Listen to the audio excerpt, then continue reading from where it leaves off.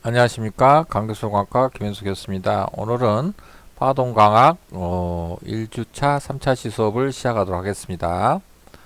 앞 시간에 이제 우리가 빛은 전자기파라고 이제 배웠습니다. 그걸 다시 한번 더 반복하도록 그거에 관련된 내용을 더 다시 한번 반복하도록 하겠습니다. 보면은 이제 전자기파란 얘기는 곧 이제 빛이 파동이란 뜻이 되겠죠. 그러면은 이제 그 전자기파를 우리가 수학적으로 표시를 한다고 하면은 우리가 이렇게 쓸 수가 있습니다. 전기장의 세기는 위치 Z나 그다음 시간에 따라서 이렇게 바뀌게 될 텐데 어떻게 바뀌냐 그러면은 이렇게 바뀐다고 할 수 있습니다.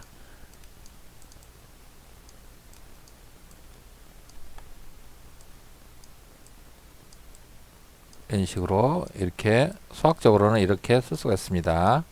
여기 남다는 파장을 뜻하는 거고 그 다음에 여기 Z가 있는데 Z는 이제 전파하는 방향의 이제 좌표를 나타냅니다. 그리고 그 다음에 여기에 다시 F가 나오는데 F는 뭡니까?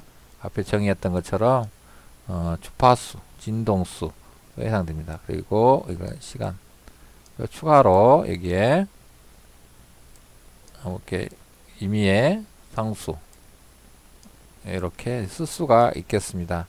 일반적으로 전자기파의 기본 형태가 되게 수학적인 기본 형태가 되겠습니다. 전파하는 모양을 보시면은 여기에 함수 모양이 어떻게 됐습니까? 모양이 코사인 함수처럼 되어 있죠. 코사인 함수인데 전파하는 코사인 함수입니다. 그 전파하는 코사인 함수를 이렇게 표기를 하게 되면은 이런 식으로 표기하게 되면은 이 전파하는 코사인 함수가 됩니다.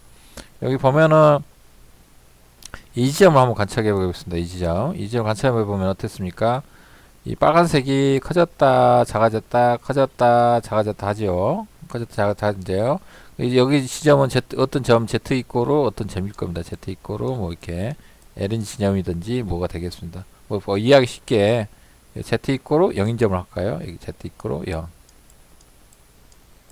0 하면 어떻게 될까요? 커졌다, 올라갔다, 내려갔다, 올라갔다, 내려갔다 하죠. 여기다 0을 대입하면 어떻게 돼요? 단순히 코사인 2파이 ft 이렇게 됩니다. 이거 개수고 이건 t 함수입니다. 코사인 함수입니다. 여기 올라갔다 내려갔다 하는 것이 코사인 함수로 커졌다 작아졌다 합니다.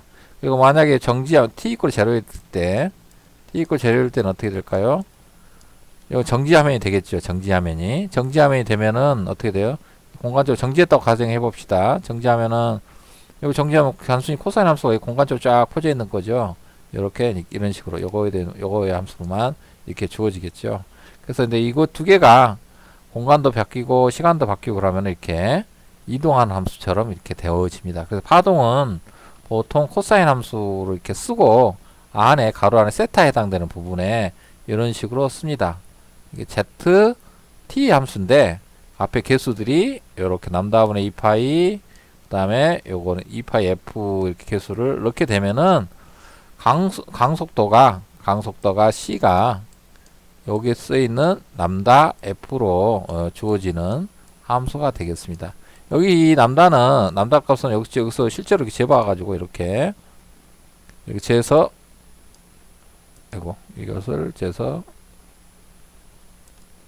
이렇게 요 폭만큼 해당되는 값을 대입하면 됩니다. 이렇게 딱 재가지고 그리고 요 주파수는 여기 1초에 몇 번 이게 한 주기가 몇 번 왕복했나 그 횟수를 그대로 쓰면은 요 전자기파에 대한 식이 딱 됩니다. 그래서 이 전자기파를 어떻게 수학적으로 나타내지? 고민하지 마십시오. 고민하지 말고 그냥 코사인 함수 쓰고 그 다음에 그 전자기파의 파장을 측정을 합니다. 측정하고 난 다음에 2파이하고 전파 방향은 Z다 그러면 Z로 쓰고 그 다음에 이쪽에다 딱 끝에다 대놓고 양 한쪽 끝에다 딱 대놓고 여기서 몇 번 주기가 1초에 몇 번 주기가 왕복하는가를 카운트를 합니다. 개수를 세봅니다. 세보고 그걸 갖다가 주파수로 놓고 딱 놓으면은 빛 같은 경우는 파장 측정한 파장값 그 다음 주파수값 딱 곱하면 무조건 3 곱하기 10의 8성이 딱 나와버립니다. 이렇게 빛은 모든 전자기파는 다 그렇습니다. 빛뿐만 아니라 모든 전자기파는 다 그렇게 나옵니다. 이렇게 자동으로 이렇게 나오게 됩니다. 그리고 이거는 이제 이렇게 임의로, 왜냐하면 내가 이거 Z 있고 영인 지점을 내가 여기를 잡았지만은 요 지점을 꼭 여기 잡을 필요 없잖아요. 앞쪽 여기 뒤에다가 이렇게 시작점을 여기 뒤에다가 이렇게 해가지고 뒤쪽에다가 이렇게 잡아놓을 수도 있고 이렇지 않습니까? 이렇게 하면은 이제 그거에 따라서 이제 뒤에다 많이 잡았다 그러면 뒤만큼 보정을 해줘야 되잖아요. 그래서 초기값 해당되는 값을 여기다 넣어준 겁니다. 왜냐하면 항상 이제 정확하게 코사인 함수처럼 시작하지는 않고 다른 위치에서도 이제 시작할 수가 있기 때문에 이렇게 됩니다. 그래서 요 값에 따라서 파이가 이제 만약 2파이다 그러면 여기는 사인 값이 되는 거죠. 2파이를 변환하면 이제 코스 상가함수 그 변환 법칙이 하면은 코사인에다 2파이 다음에 코사인 세타에다 2파이 다음에 어떻게 돼요? 사인 세타 값이 되죠. 그렇게 됩니다. 그래서 이제 이렇게 이제 전자기파 쓰고 특별하게 보니까 여기 전기장 방향이 한쪽 방향으로 이렇게 서 있죠. 그죠? 이게 여기 같은 게 만약 Y축이다. Y방이다. 그러면은 우리가 이걸 갖다 여기다가 뭘 씁니까? Y 벡터라고 벡터 방향을 쓰게 됩니다. 이거 여러분 이제 벡터를 아마 요즘 고등학생들은 이제 안 배운다고 하더라고요. 근데 여러분까지는 배웠을 겁니다. 벡터를 뭐 이과를 나왔으면 또 안 배웠, 아니, 문과를 나왔으면 안 배울 수도 있는데 벡터는 뭐냐 그러면은 요거 지금 전기장이 지금 어떤 방향 향해서 가잖아요. 그 가니까는 그 방향에 대해서 이제 표기할 필요가 있습니다. 그래서 그 방향 표시를 여기다가 따로 이렇게 하면 여기가 이렇게 표시를 해놓으면은 전기장이 전기장인데 전기장 방향이 Y축 방향으로 이제 뻗었구나라고 이렇게 이해를 하면 되겠습니다. 자, 그래서 보면 이제 아까 이제 앞에 했던 것처럼 이게 주기도 이제 주기에 관련 얘기, 그 다음 진폭은 여기서 뭐냐 그러면은 여기 코사인 함수, 이거 이제 일반적인 이제 함수고, 이 앞에 이제 크기를, 코사인 함수 크기를 나타내는 계수가 있습니다. 이 계수를 우리가 진폭이라고 합니다. 진동의 폭이라고 진폭이라고 얘기를 합니다. 파장은 앞에서 설명을 했고, 진동수도 설명을 했고, 그 다음에 속도는 파장하고 주파수를 곱하면 속도다. 그 주파수는 이렇게 주기의 역수다라고 했습니다. 주기는 파장 넘다 관찰점을 통과하는 시간. 아까 이것도 설명을 했고요. 근데 이제 보통 이제 우리가 쓰는 이제 과시광선 영역에서 파장은 굉장히 작습니다. 보통 크기가 10의 마이너스 6승 정도 됩니다. 6승보다 미터 정도 됩니다. 크기가. 그리고 요거를 뭐라고 합니까? 시바를 지금 마이크로미터라고 이렇게 쓰죠. 마이크로미터. 이렇게 씁니다. 여기서 보면 10의 마이너스 6승미터를 마이크로미터로 씁니다. 이렇게. 그렇게 쓰기도 하고, 그 다음에 이제, 이렇게 쓰고, 요것보다 더 낮은 단위가 있습니다. 뭐냐, 그러면 10의 마이너스 9승미터가 있습니다. 이거는 나노미터라고 표현합니다. 요거는 이제 1마이크로는 어떻게 돼요? 1마이크로미터는 나노미터로 표기하면은 1000배 정도 차이 나니까 1000 나노미터라고 이렇게 표기할 수가 있습니다. 그리고 여기 온고스름 단위가 있겠는데 이건 잘 쓰지는 않습니다. 옛날에는 많이 썼는데 최근에는 지금 거의 잘 안 씁니다. 이런 온고스트로 원자 크기 사이즈를 나타낼 때 주로 많이 쓰기도 하고 그렇습니다. 그런데 지금은 거의 여러분 이 책에서는 거의 보기 힘들 겁니다. 여러분 보는 것들은 아마 이렇게 나노미터 혹은 마이크로미터 단위를 주로 많이 볼 것입니다. 밀리미터는 이제 우리가 지금 현재 사용하는 가시광선 영역의 파장을 표현하기에는 좀 긴 단위입니다. 그래서 이제 이렇게 표현합니다. 우리가 이제 10의 마이너스 6승 미터 단위로 쓰게 되면 마이너스 6승이라는 말을 계속 붙여 다녀야 되니까 이 말을 좀 없애주기 위해서 이제 마이크로미터 이렇게 단위를 씁니다. 마이크로 단위가 조금 이렇게 생소하다라고 할 수 있는 친구들은 여러분 머리카락이 100마이크로라고 생각하시면 됩니다. 100마이크로에서 70마이크로니까 얼추 두꺼운 사람, 머리카락 두꺼운 사람은 100마이크로 정도 됩니다. 100마이크로가 되는데, 이제 얇은 사람 70마이크로 정도 됩니다. 그래서 1마이크로가 하면 여러분 머리카락보다 이제 100분의 1 정도 사이즈다라고 생각하면 되겠습니다. 자, 이렇게 되고, 그 다음에 이제 보도록 하겠습니다. 여기 이제 이렇게 되고, 여기는 아까도 얘기했듯이 한쪽이 전기장이면 다른 쪽이 이제 자기장 이렇게 돼 있고, 그 다음에 이렇게 이제 전기장 방향 한쪽으로 이렇게 딱 이렇게 고정되어 있다 그러면은 위로나 아래쪽 고정되어 있다 그러면 우리가 평광이 되어 있다. 전자기파가 평광이 되어 있다라고 이렇게 얘기합니다. 평광, 폴라리제이션 이렇게 얘기를 합니다. 자, 그러면 이제 다음 페이지를 넘어가서 보도록 하겠습니다. 자, 보면은 이제 여기에 이제 그 전자기파가 있고 전자기파는 이제 광원을 보면은 이제 우리가 이렇게 단색 광원하고 다색 광원으로 쪼갤 수가 있습니다. 분리할 수 있는데 글자로도 단색이니까 색깔이 이렇게 빨간색이 나오든지 노란색이 나오든지 뭐 그다음에 뭐 파란색이 나오든지 이렇게 한 색깔로만 나왔을 때 우리가 단색이라고 얘기를 하고 다색은 여러 가지 색깔이 섞여 있을 때 우리가 다색이 됩니다. 이제 원자 분광학적으로 봤을 때 보면은 우리가 이제 뜨거운 가스, 그러니까 수소나 그 다음에 수은이나 헬륨이나 이런 것도 가스들을 이제 가열을 하게 되면은 거기서 빛이 나오게 됩니다. 빛이 나오게 되는데 그 빛이 이렇게 색깔이 이렇게 스펙트럼을 가지고 이렇게 쪼개면 이렇게 다양한 색깔이 나오는데 그 색깔들이 연속으로 분포되어 있지 않고 이렇게 띄엄띄엄 이렇게 나오게 됩니다. 근데 이 띄엄띄엄 나온 빛 중에 일부를 이렇게 잘라서 요거 하나만 딱 이렇게 본다고 하겠습니다.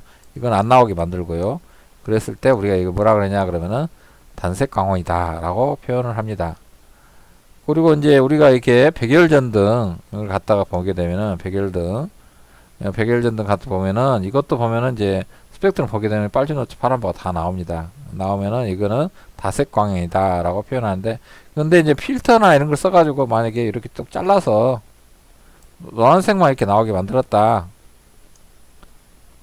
이렇게 이것만 잘라서 이건 노란색 만들었다고 이건 안 나오게 만들어 버렸다 그러면 그때도 단색이라고 얘기를 합니다. 육안으로 봤을 때 이제 한 가지 색이기 때문에 그렇습니다. 근데 이제 같은 단색이라도 요 단색하고 요 단색은 차이가 있죠. 어떤 차이가 있냐 그럼 요 단색은 스펙트럼을 봤을 때 폭이 얇고 요 단색은 스펙트럼을 봤을 때 폭이 넓고 넓은 선폭을 가진 단색이고 얇은 선폭을 가진 단색이라고 얘기합니다. 여기서 내가 방금 제가 선폭이라는 표현을 썼습니다.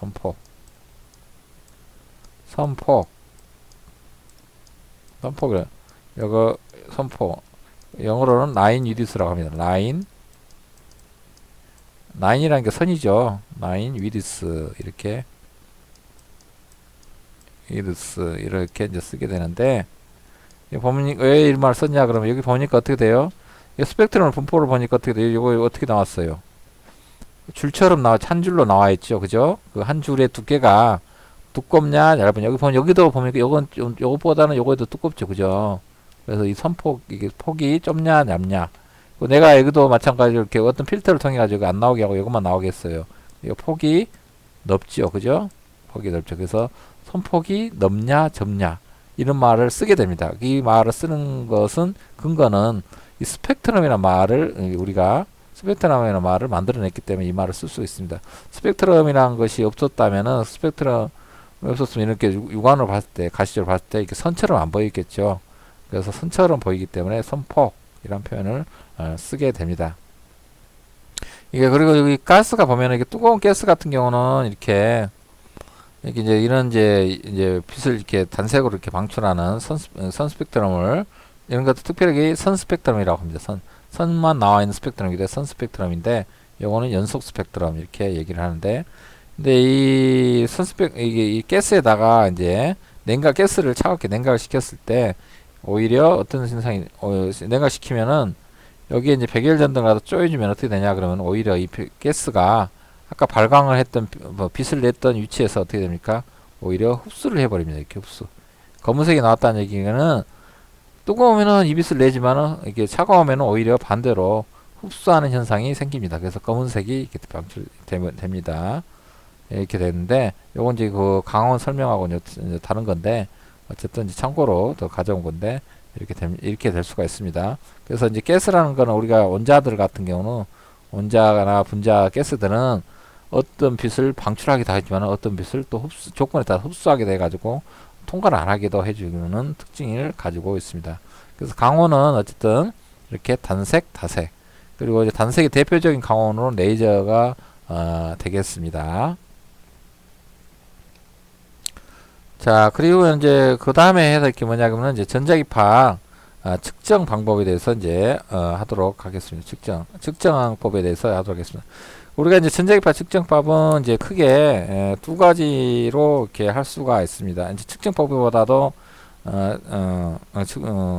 측정하는 방법보다도 용도에 따라서 두 가지 측정법이 있습니다. 하나는 뭐냐 그러면은 이제 조명용으로 쓰이는 이제 전자기파가 만약에 조명용으로 써 있을 때 하고 그 다음에 일반 에너지 전달로는 쓰일 때하고 측정 방법이 좀 다릅니다. 조명을 고려해서 측정하는 방법은 아무래도 눈의 감도에 영향을 받습니다. 예를 들어서 적외선 같은 경우는 우리 눈에는 안 보입니다. 그렇지만 에너지는 분명히 있습니다. 근데 그러면은 그 에너지를 이제 측정을 하기도 하고 그렇습니다. 그리고 그 에너지가 물질하고 상호작용할 때는 또 영향을 주기 때문에 그 에너지를 측정하는 게 굉장히 중요합니다. 그래서 절대적인 에너지 양을 측정하는 거는 이제 우리가 복사에너지 측정법이라고 얘기합니다.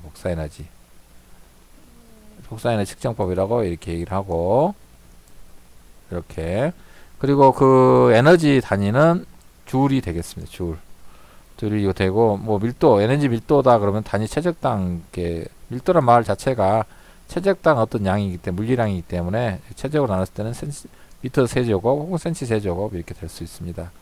그리고 이제 유동률이라고도 많이 표현하는데 사실은 여기는 표현하는데 좀 생소할 수도 있는데 보통 우리가 파워 표현을 많이 씁니다. 파워라는 표현을.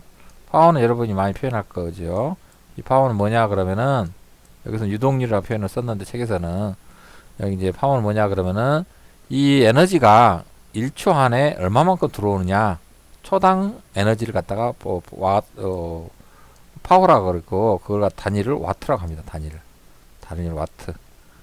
그래서 이제 이거를 이제 시간 기준으로 이렇게 나타나는 에너지 단위를 우리가 파워라 그러고 그 단위를 보통 쓰는 게 줄 퍼 세크 와트라고 읽습니다.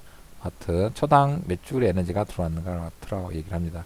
그의 에너지 단위로는 이제 뭐 일렉트론 볼트, 줄, 에르그, 칼로리 이렇게 있는데 우리 광학에서는 주로 줄 단위를 많이 쓰고 일렉트론 볼트도 씁니다. 이 일렉트론 볼트 단위는 반도체 배울 때 여러분이 많이 쓸 겁니다. 반도체 단위.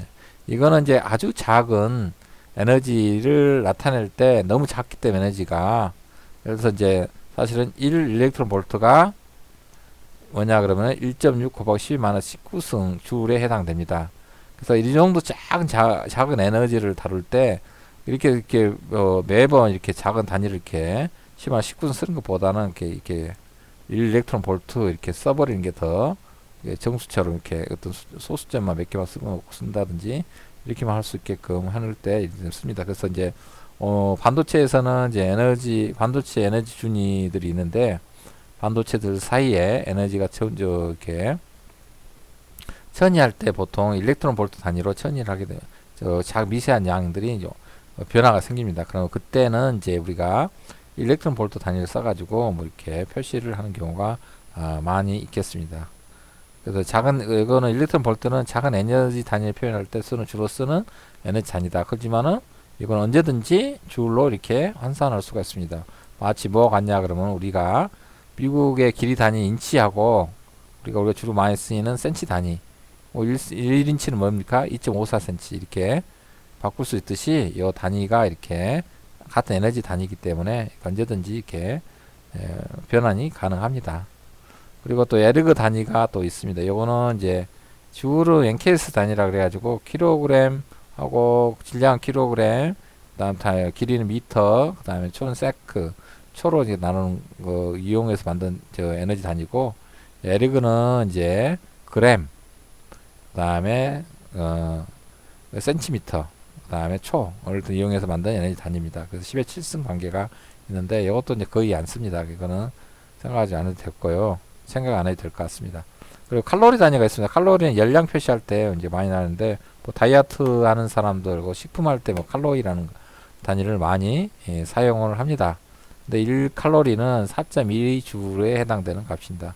옛날에는 이 칼로리하고 줄하고 이제 역학적 에너지에 해당되는 줄하고는 서로 다른 단위라고 에너지라고 생각을 했는데 주일이라는 분이 이것이 열이나 이걸 이렇게 역학 에너지나 서로 같은 에너지 값이다라고 이제 증명을 합니다. 증명해서 해봤더니 1칼로리에 해당되는 열량은 4.2줄에 해당되더라라는 것을 실험적으로 밝혀내게 됩니다. 그래서 1칼로리는 물 1g을 1도씨 올리는데 필요한 열량을 갖다 1칼로리라고 합니다. 그래서 이제 1칼로리는 4.2줄에 해당된다 라고 아시면 되겠습니다. 자, 그리고 이제 보면은 이제 복사 방출률, 복사 입사율 이렇게 써 있는데, 여기서는 이렇게 이제 구체적으로 막 이렇게 복잡하게 써 있는데, 실제로 이제 이런 복사연에 따질 때는 이렇게까지는 따지지 않습니다. 나중에 강도, 조명을 다룰 때는 이게 굉장히 중요합니다. 조명에는 조명용 나오는 빛이 얼마 정도 나오는지 방출하는지, 그 조명이 어디에 도착했을 때 그 빛이 얼마만큼 입사했는지 이런 걸 따지게 됩니다. 이제 그럴 때 단위를 갖다가 이제 미터 제곱당 와트지만은 이렇게 넓은 면적으로 빛이 퍼져서 왔는지 좁은 면적으로 이렇게 집속에서 왔는지 이것이 중요하기 때문에 면적으로 이 와트를 파워를 면적으로 나눈 값이 이제 이게 그 빛의 광원으로서 나가는 것은 방출, 그래서 이제 면적에 이제 들어온 거를 입사 이렇게 따집니다. 그리고 이제 나중에 이거는 조도라고 합니다. 조도라고 그러고 입사하는 거는 조도라고 이 표현을 이제 쓰게 됩니다. 요 단위 미터 제곱당 와트는 이제 여기에 좀 헷갈릴 수가 있는데 나중에 이제 일반적으로 레이저 같은 경우는 그냥 광 세기, 레이저 세기 이렇게 나타낼 때 인텐시티 이렇게 나타낼 때 요 표현을 이제 쓰기도 합니다. 단위 면적당 파워가 굉장히 중요하기 때문에 이제 이렇게 이제 씁니다. 생각을 해보십시오. 레이저 빔이 이렇게 나왔는데 이렇게 왔는데 어떤 물질에다가 이렇게 때렸어. 이렇게 물질 표면에다 때렸는데 이렇게 왔는데 때린 거하고 이거 왔는데 이렇게 해서 왔는데 이걸 렌즈로 이렇게 모아가지고 빛이 이렇게 모아서 이렇게 때리는 거하고 어떻겠습니까? 차이가 있겠습니까? 없겠습니까? 차이가 당연히 있겠죠. 여기는 빛이 집속이 됐기 때문에 여기에 굉장히 작은 영역 안에 에너지가 많이 모여 있습니다. 파워가. 여기는 넓은 영역에 이렇게 다 파워가 분산되어 있습니다. 여기서는 미지근할 정도 따뜻하지만 여기는 어떻게 됩니까? 레이저 빛을 모으니까 굉장히 센 빛이 들어가기 때문에 여기가 이렇게 녹일 정도로 뜨거워집니다. 그래서 이제 가공이 되고 그렇습니다. 그래서 여기 들은 토프하고 예를 들어서 파워가 똑같습니다. 이게 예를 들어 10와트 여기도 들어갔고 여기도 10와트지만은 여기에 여기 들어오는 면적이 여기냐 요거냐 면적이 들어오는 면적 크기에 따라서 여기에 나타나는 효과가 완전히 다르겠죠. 다르기 때문에 여기를 면적으로 나눠줍니다. 여기에서 사용될 면적 이 값을 면적으로 나눠줍니다. 이걸 에리어로 S 도 면적으로 이렇게 나눠줍니다. 그럼 이 면적으로 나눠준 값이 여기에 나타나는 효과를 이렇게 정량할 수 있는 값이 될 수가 있습니다. 그래서 이렇게 면적으로 나눠준 값을 많이 이제 물질과 상호작용할 때 빛이 물질과 상호작용할 때 이제 표시하는 값이 되겠습니다. 그리고 이제 복사 세기 이렇게 되어 있습니다. 복사 세기는 이제 여기서는 여기서 이제 조명할 때는 여기 복사 이동률을 갖다가 입체각으로 나눠준 값이 되겠습니다. 입체각. 단위 입체각당 방출되는 복사 이동률 이렇게 되겠습니다. 요거 SR은 스타 라디안이라고 이렇게 얘기를 합니다. 우리가 보통 이제 각도 정의하는 방법을 어떤 걸 배웠습니까? 여기 평면은 2차원 평면에서의 각도 정의는 어떻게 했어요? 이렇게 각도 정의는 요 호의 길이를 요 반지름으로 여기 나눠주는 값이 우리가 뭐라 합니까? 각도 정의로 호도법의 정의가 되겠습니다. 세타는 R분의 L 이렇게 해서 여기 R이고 여기 L이다 그러면 이렇게 하면은 그것이 되겠습니다. 요 크기가 1 같다 그러면은 이것을 1라디안이라고 이렇게 얘기를 합니다. 1라디안. 우리가 그리고 요 한 바퀴 싹 돌면 어떻게 됐어요? 한 바퀴 돌 때 이제 360도 해당되는데 그때 2파이라고 했습니다. 2파이 라디안이라고 했습니다. 자, 그러면은 여기에서 이제 솔리드 앵글, 그 입체각을 보도록 하겠습니다. 입체각을 보게 되면은 이거 이제 입체각 크기는 이제 여기 보면은 구가 있습니다. 축구공처럼 생긴 구가 있는데 구의 센터가 있겠죠. 구의 센터에서 이렇게 콘 형태로 이렇게 잘라냅니다. 잘라내면은 이런 형태가 됩니다. 그래서 이 콘의 크기가 벌어진 각도가 있을 겁니다. 이 각도가 어떤 콘은 크게 될 수고 적게 있을 수가 있고 그렇습니다. 그래서 이 크기 정도를 나타내는 것을 우리가 입체각이라고 합니다. 입체각. 입체각 정의는 그럼 어떻게 나타내냐 하면 여기 라디안하고 여기 각도 이 정의 비슷하게 나타냅니다. 여기 이 구의 반지름 제곱, 그 다음에 이 구 표면 있잖아요. 잘려놓은 구 표면의 면적을 A 하면은 이 면적을 이 R 제곱으로 나눈 값을 입체각이라고 얘기를 합니다. 그리고 스타 라디안이라고 합니다. 이 구의 총 면적은 얼마입니까? 총 면적은 4파이 R의 제곱입니다. 총 면적은 구의 편적 4파이의 R의 제곱이 됩니다. 그래서 어떻게 되냐 그러면은 그래서 이 총 면적 구 면적에 대한 입체각은 얼마냐 그러면은 R의 제곱으로 하게 되면은 어떻게 돼요? 4파이가 됩니다. 그래서 최대 입체각 크기는 4파이가 되겠습니다. 그리고 이제 그것보다 비례식으로 이제 적게 이제 되는 것들은 이제 요 식에 의해서 정하면 됩니다. 딱 절반은 어떻게 돼요? 절반에 해당되는 입체각은 당연히 2파이겠죠. 여기 2파이 아래 제곱이 되겠죠. 그래서 2파이가 되겠고요. 이런 식으로 이렇게 입체각을 정의할 수 있습니다. 그러면 이게 이제 요 복사 세기는 뭐냐 그러면은 단위 입체각당 이런 쪽으로 이쪽 여기 강원이 가운데 센터에 이렇게 있다 그러면은 빛이 막 나갈 거 아니에요. 이렇게 이 콘 형태로 된 구 영역으로 나가는 1스타 라디안 방향으로 나가는 그때 나가는 여기에 빛의 출력이 되죠. 복사 이동력.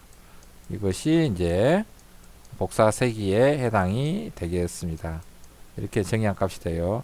여기서 i라고 이제 표시했는데 이제 종종 이제 뒤에서 보면은 이제 이 책에 저희 일장에서는 이게 지금 복사에는 측정법을 단위를 다루면서 사실은 좀 약간 이제 강도 측정법에 좀 단위에 좀 이렇게 더 친숙하도록 이렇게 정의를 많이 해놨습니다. 표기법도. 근데 실제로는 뒤에 이제 앞에만 그렇고 뒤에서는 아마 이 i를 이렇게 여기를 이렇게 쓰진 않고 요 값을 이제 i로 다시 심볼을 다시 정의하도록 할게요. 근데 책에는 이렇게 써 있어서 이렇게 썼습니다. 복사 세기는 어쨌든 이제 복사 세기 강도는 이렇게 정의를 합니다. 이렇게 하고 그 다음에 다음 시간에서 이제 계속해서 좀 더 이제 공부해 보도록 하겠습니다. 오늘은 여기까지 하도록 하겠습니다.